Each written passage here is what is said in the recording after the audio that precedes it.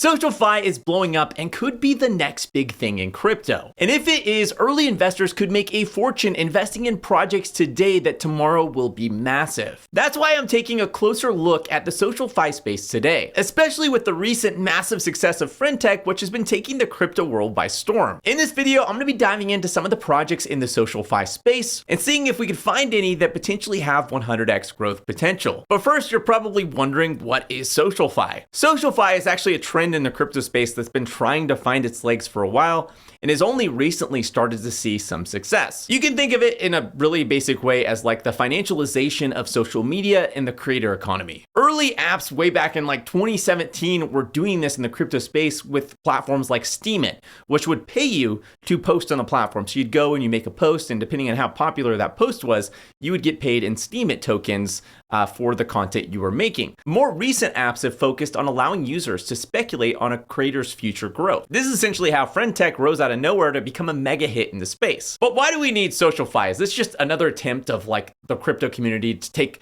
a Web 2 idea and just shove tokens into it for no purpose other than making money? Well, first, quickly, let me highlight some of the issues with traditional social media. One, social media platforms are built on the backs of its creators. Like, they couldn't exist. All of the content, all of the things that people are coming to consume are from the creators. Yet the platform itself takes the majority of the profits, leaving a minority of the profits for the actual people making the content. Two, creators don't own their audience on these platforms. They're actually at the mercy of the platform itself. So if the platform wants to say, hey, for whatever reason, we're not going to allow you to be on our platform anymore, a creator could have spent a decade building an audience, building a following, and have it shut down overnight where they lose access to everything just because they're at the mercy of the whims of that platform. Three, the early followers that support and build up these creators, allowing them to go on to succeed, have no way in sharing in the success of these creators. Four, although the creators attract users to the platform and they are like the thing that the users are coming to the platform for, it's the users themselves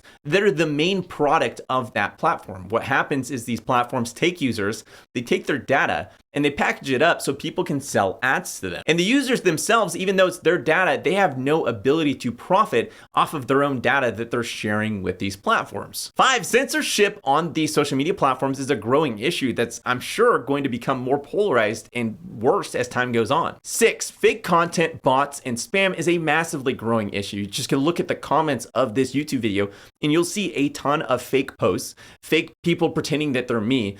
And for whatever reason, these platforms, these social media platforms, cannot figure out a way to combat these things. And this is something that is poised to become significantly worse and significantly more prevalent as AI continues to grow. Okay, so obviously social media has some really big issues that need to be fixed. And crypto as a whole is about social coordination and building social coordination tools to fix everyday problems. So it would make sense that maybe crypto could build something that has better alignment between creators, advertisers, and the users of these platforms. Or it's also 100% possible that all of this just amounts to a wild narrative chase where all these people say, oh my gosh, the SocialFi is going to be huge. These projects are going to be huge. And there's a lot of speculation that happens. A lot of these projects rapidly rise in value and go up a lot, only to really ultimately go nowhere because all of it goes bust. Really, as investors, it doesn't really completely matter to us if there's a way that we can make money off of it investing early. So the ultimate question is, will the SocialFi narrative take off and be one that's fruitful for the markets,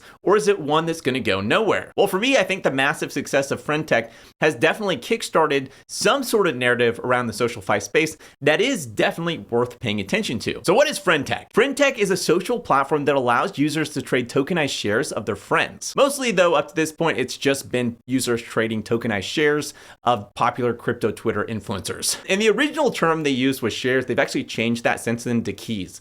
So now you're not trading tokenized shares of users, you're trading tokenized keys of users. I just felt like explaining it is easier to say shares. The reason they say keys now is because when you actually buy one of these keys, it gives you access to a chat room where you can talk to this creator one-on-one. And it's not quite one-on-one, it's kind of confusing. Like when you're talking to the creator, you only see their messages that they post, but technically they're seeing like messages you post, messages other people in that room post, and they're kind of just replying back to everyone, but you don't always know who they're replying back to because you can't see the other people that are posting. Influencers, or people that tokens are made around on this platform, are heavily incentivized to promote their own keys because they get a 50% cut of all of the transaction fees that revolve around people buying and selling their keys. And some influencers are making tens of thousands of dollars from this. The other 50% of the fees that are collected go straight to the platform, which is kind of crazy that the platform takes 50% of all of the fees. Usually it's like, I think OpenSea is like 1%. Maybe it's 4%. I don't know. It's a lot lower than 50%. I can tell you that. And over the past 24 hours, Friend.Tech has generated more fees than Uniswap, Bitcoin, Arbitrum, Optimism, and Solana, which is crazy for a brand new protocol that came out of nowhere. Users so far in general seem to really like the concept of this platform. They are buying and selling a lot of these influencer keys to basically flip them. Like, most people that are on this platform that are buying these keys are buying them so that they can get them at one price, hoping that in the future they can sell them at a higher price and make a profit. I think users are also buying because it's being speculated that there could be a Friend.Tech airdrop. It was announced that there was like a pretty big VC in the space who invested into Friend.Tech, which once that came out, a lot of people started speculating, hey, there's going to be a pretty big airdrop for this platform. We want to get in early. We want to farm this airdrop. So we're going to go use this platform and potentially be eligible to earn this airdrop. And I can't say, as somebody who's been using this platform since about when it came out, I have so far been able to double my money buying other people's shares and then flipping them once they go up in value. And also having a following myself, people are buying and selling different shares, or as they're called again, keys now, of myself. I've made around $400 in fees so far from this happening. I didn't like sign up for this. I didn't say, hey, I want people to be able to buy shares of me. I didn't go out and promote, say, hey, go buy shares of myself. The platform just did this when I signed up. As soon as I signed up, like literally within like 5 seconds, somebody had bought a share of my face, I guess, so they could get in this chat room, or so that they could flip it for more value later, thinking that as an influencer, I'm going to go on Twitter and promote it or something. I don't know. So I didn't ask to be signed up for this, but I am earning transaction fees. I've made around $400 so far. I've just been taking those fees and buying back my own shares as kind of a way to redistribute them back to people that are playing around trying to farm the airdrop. I'm mostly using the platform because I'm interested, because I'm learning, because I'm exploring, because I'm hoping to maybe earn an airdrop like everyone else. And I'm trying to understand kind of what this platform is, because I want to understand these things and this narrative early so that I can invest early in projects and make a lot of money off them. And the sudden rise in popularity of this app has spurred a lot of other projects to take note of the SocialFi space. And a lot of new projects are building, trying to replicate the success of Friend.Tech and potentially capture a piece of the pie. And with all that being said, here are some projects to keep an eye on in the SocialFi space going into the next bull run. As always though, none of this is investment advice. None of this is me telling you to buy these tokens, and you should never just randomly copy a YouTuber without doing your own research. That is a great way to lose a lot of money. So always do your own research. This is not investment advice. That is my warning. First up is Perpy Finance. This one seems to be like an index platform where influencers and traders can set up their own vaults that users invest into. Think of it like influencer hedge funds. The user funds the trader, and then the trader goes and invests those funds into like whatever they think is going to be a good trade. And then during that process, that trader is able to make a cut of the fees generated through this process somehow. And the overall concept is that ideally over time, the best traders, rise to the top. People are making a lot of money because they're investing with these traders that are like doing good things with their money, and then everyone's happy. And honestly, I've been waiting a long time for a platform like this to take off. But in my opinion, I don't think it's going to be Perpy Finance. This is not one that I personally would invest in.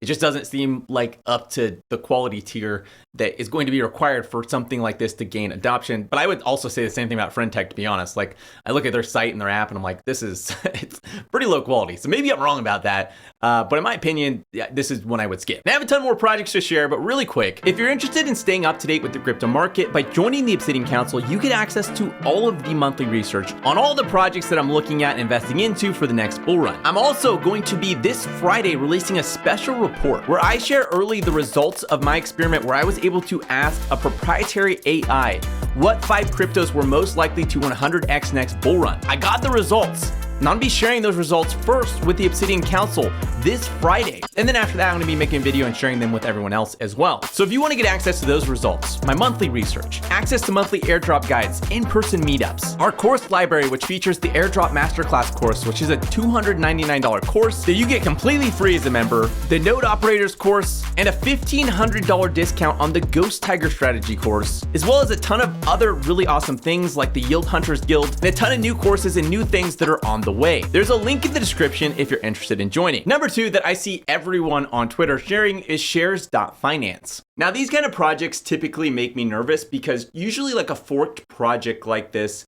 typically ends up being either just a complete failure, or it ends up being a rug, or just some sort of negative thing that you wouldn't want to experience as an investor. Where Friend.Tech launched the product first and then, maybe down the line launches a token, Shares ended up launching a token first and is launching their product second. Again, that's typically something I personally would see as a red flag, but there are a few major differences between Shares.finance and Friend.Tech. For one, the token for Shares.finance actually is a revenue share token with token holders, which I think that's actually a great thing. The second thing is it looks like Shares.finance will actually integrate with more platforms than just Twitter, which again, I think is probably a positive as well. The last thing is I think that the overall design, UI and UX is a better look and feel than what Friend.Tech has going on. So I think that also is a benefit. Currently, the market cap for their token is around $1.1 million, which is insane small. Like that is a really tiny token, which also means there is a lot of potential upside if this project were to do well and this token were to take off. I did end up putting some money into this token, ignoring the red flags that I was talking about earlier, just because it is so tiny and there is so much upside potential. At $1 million market cap, if it were to hit just 10 million in market cap, I would 10x my money. If it were to hit 100 million in market cap, that would 100x my money, which 100 million in market cap's not that insane for an idea like this. I think Friend.Tech, if it had a token, would be sitting pretty hefty right now, just because of all the hype behind it. So that upside potential ended up kind of luring me into getting this token despite the red flags. The money I put in, I'm 100% comfortable losing. I know that there is a possibility, a probability that they could end up rugging, they could have a contract error. There could be so many things that could go wrong with this token. So I definitely put in only the amount of money that I was willing to lose with this one, but I figured, with the narrative being so big right now, it was worth me sticking in the money just to see what would happen. After that is Roly. Okay, so this site is really, really cool, and the branding I think is 100% on point. It looks really high quality. This is actually a well-designed site. The actual platform though, which is in beta, doesn't look very good though, in my opinion. It's definitely better than, Friend.Tech, but that's a low bar. That's like setting a really low bar for yourself. It's definitely better than that. But again, it's just not like a really compelling platform. This is competing with traditional social media. So it wants to be like the next Twitter, or the next Instagram, or something like that, where Friend.Tech is a completely different thing that's competing on its own little playing field. And so for an app like this, it's got to be really, really good and compelling and have like a really unique use case for users to come over and want to use it. And I just don't see why somebody would want to use it. I don't see why you want to use this over Twitter or anything else. They have some weird features with like NFTs that integrate in, but like NFTs are right now not very like the hottest thing. That's not a really great attracting feature. Maybe the NFTs blow up next market, people will come check it out just for that.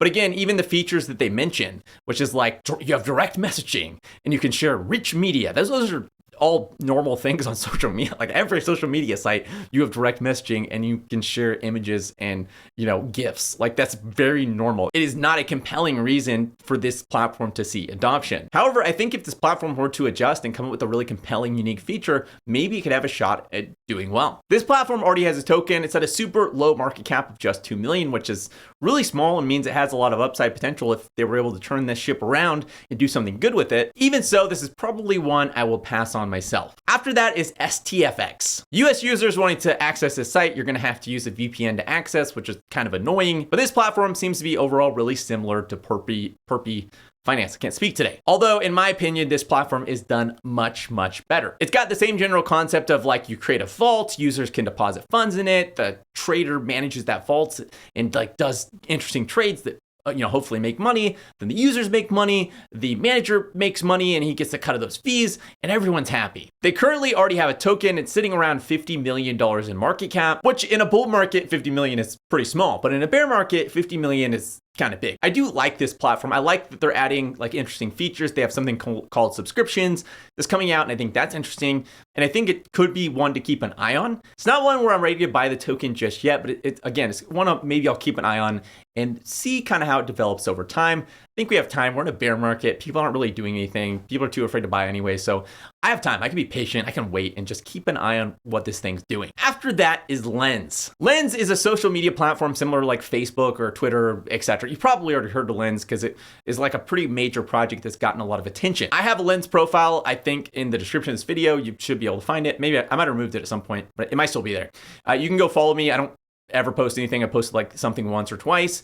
It's a cool platform, but it's most of the posts that are on there, every time that I've used it, haven't been really interesting. They've been like just like weird AI art and like somebody talking about like they had a donut for breakfast. It reminds me of early Twitter, actually. Early Twitter was really annoying because nobody talked about anything interesting. It was all really dumb stuff of like, oh, I just walked down my stairs, guys.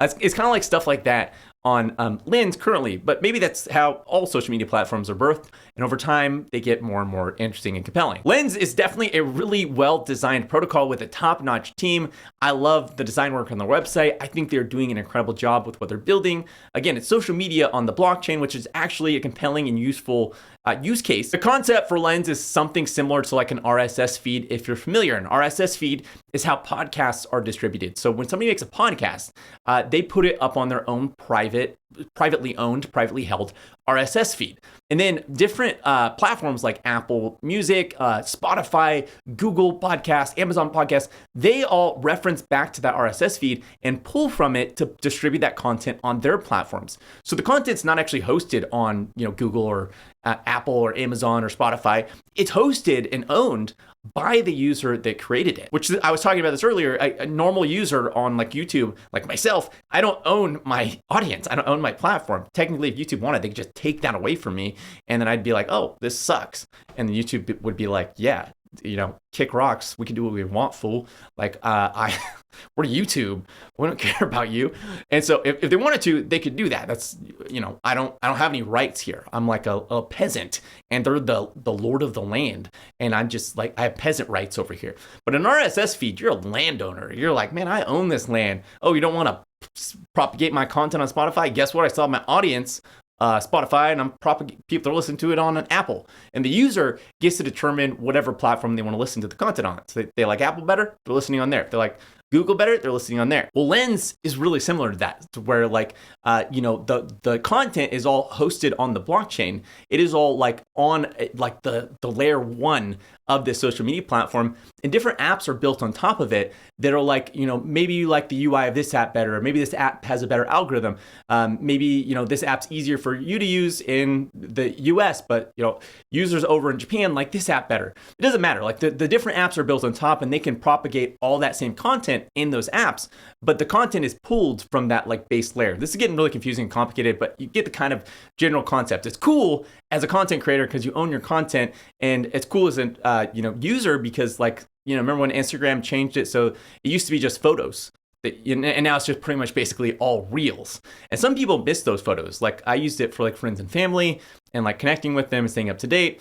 And so maybe you're like somebody that likes it like that. So you use a different version of the Lens app. So you just get the photos, like classic Instagram style. Maybe another person really likes the reels. So they use one that just surfaces the reels. That's kind of the advantage of something like this, and it could be really interesting and compelling. Lens currently doesn't have a token, but it's one of those platforms where like you're pretty confident that eventually they will have a token. So it's worth playing around with and testing, and doing things with, because maybe you can earn an airdrop by going and using the platform and just, posting about what you ate for breakfast. After that is Farcaster. It is the same thing as Lens, essentially. It's built different. There's like some technical differences between something like Lens and Farcaster. I use Farcaster actually more than I use Lens, just because the community on it is like really top notch. So it's like, you'll see like a lot of top maybe crypto builders, developers, projects. They all kind of exist on this app, and there's not a lot of other people on it. So you can just like direct message them and talk to them or comment on their stuff, and you're like the only comment on there. So it's a really great place to find like alpha and like make connections and stuff like that currently, and it's all based around crypto. So I like Farcaster for that reason. But again, it's a really similar concept to what I just described Lens as. And in the same way, it's one that could potentially have an airdrop at some point. So it's definitely one that's worth keeping an eye on. After that is Buddy.tech. And Buddy.tech is a blatant ripoff and fork of Friend.Tech. And this is one that I can say with like 100% confidence, I would not touch with a 10-foot pole. It is a pure cash grab, and 9 out of 10 times something forks off of a project like this, it ends up being a rug. Like they take your money and they run if it doesn't end up working. Like obviously they'd rather it end up working, they make money off the transaction fees. But if that doesn't work, they're just gonna take your money and run. I'm not saying that Buddy.tech will. I don't know the team, maybe they're a good quality team. I'm just saying 9 out of 10 times in the same situation, that is what ends up happening. So it's just one that I'd avoid. I wouldn't do anything. I would not deposit any funds on that thing, and I would just avoid it like the plague. Personally, there's no creativity there. It's just, they can't even think of a unique name. They like Friend.Tech. Oh, what's another word for friend?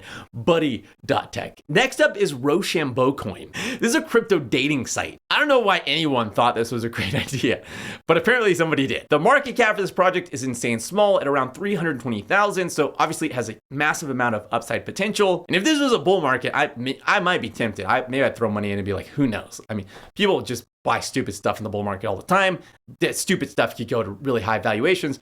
But currently, I just don't see a lot of demand for a crypto dating app. There's lots of great dating apps out there already. I don't really see how crypto is going to make it better. Personally, it's one I would just pass on. And last up is, of course, Friend.Tech. And here's my honest thoughts on Friend.Tech. There's a reason that this thing has been so successful with a horrible UI and just coming out of nowhere. Nobody ever hearing of it before. It didn't build up any like hype or anticipation. It just launched and was like an overnight success.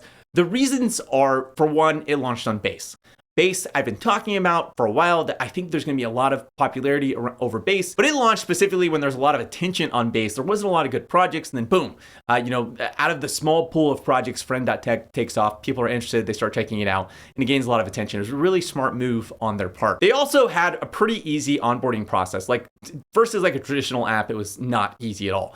But versus the crypto space, it was unique, kind of innovative and interesting. And I think that caused people to be more interested in the app because it was doing things a little bit different. And I think on top of all that, like the main reason this app was so successful is because people love to speculate on things. They love to gamble on random meme coins or random NFTs. And this gave people another way to gamble, another way to speculate, another way to sports bet on influencers and which influencer's token was going to go up the most. People have fun risking their capital for a potential reward. That's why people play the lotto. That's why people go to, gamble on horse races. That's why people go to Las Vegas. People enjoy that. It's like a fun pastime for certain people. And yeah, it gives crypto a bad reputation. That's why people don't like talking about it. It's because like, hey, we don't want to be associated with this. But it's like the early internet. Like early internet, that people are doing bad things on the early internet too. But eventually, the early internet grew into the internet we know today, which has a lot of good things. There's still bad stuff on there, but those bad things aren't highlighted as much because we built out real use cases and real businesses on the internet. And blockchain is going to be the same way.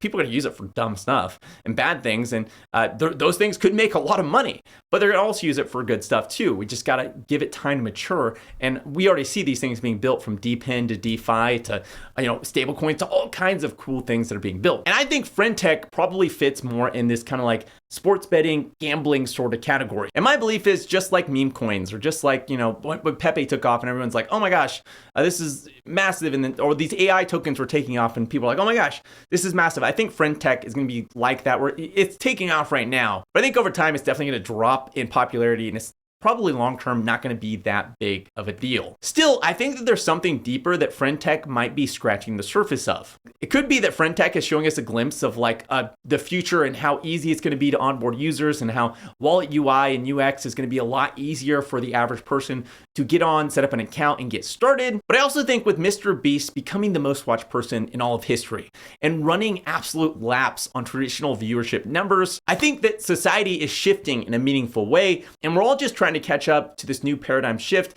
and starting to grasp how powerful that the creator economy is becoming. In my opinion, creators are the brands of the future. And I believe that creators will end up replacing almost every single legacy traditional brand on the planet one day. I also believe that being able to invest in the future success of creators could be an amazing market that doesn't exist today, but crypto could enable in the future. I don't personally think that Friend.Tech will do it, but I do think it's possible that Friend.Tech ends up being the catalyst that spawns the project that does end up doing it. So I'll be keeping my eye on the SocialFi space as time goes on. As always, if this video is helpful, make sure to hit that like button. If you have any questions or anything to add, let me know in the comments. And just a reminder, next week I'm going to be releasing my video where I asked Syndicator's in-house AI what 5 cryptos had the highest potential of 100xing next bull run. I'm gonna be sharing those 5 cryptos next week. So if that's something you're interested in, make sure to subscribe and hit the little bell next to it to be notified each time I release a new video.